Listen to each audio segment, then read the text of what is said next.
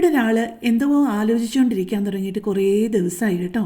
Hello, എന്താണ് ആലോചിച്ചുകൊണ്ടിരിക്കുന്നത്? നിങ്ങൾ നോക്കുമ്പോൾ ഇത് സാധാരണ ഒരു തടിത്തവള അല്ലേ? നമ്മുടെ ഈ തടിത്തവളയ്ക്ക്, അതായത് നമ്മുടെ മാക്രിക്ക് കരയാൻ പറ്റുമോ ഇല്ലയോ? നിങ്ങൾ ഓർക്കുന്നുണ്ടായിരിക്കും എനിക്ക് വട്ടാണോ എന്നല്ലേ.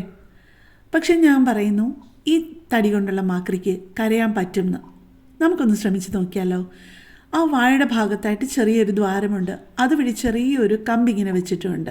അത് മാത്രമേ ഉള്ളൂ അതിൻ്റെ സ്പെഷ്യാലിറ്റി. നിങ്ങളിൽ ചിലരെങ്കിലും കണ്ടിട്ടുണ്ടാവും അല്ലേ ഈ തരം മാക്രികളെ?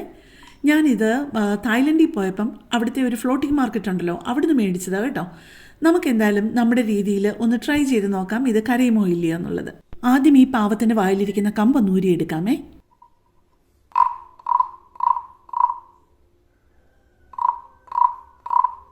ദേ, നിങ്ങൾ കേട്ടല്ലോ അല്ലേ?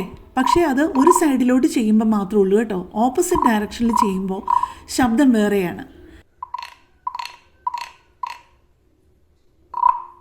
വളരെ സിമ്പിളായിട്ടുള്ളൊരു കാര്യമാണെന്നുണ്ടെങ്കിലും എന്ത് ക്രിയേറ്റീവായിട്ടാണ് ഓരോരുത്തർ ഓരോന്ന് ചെയ്യുന്നത് അല്ലേ?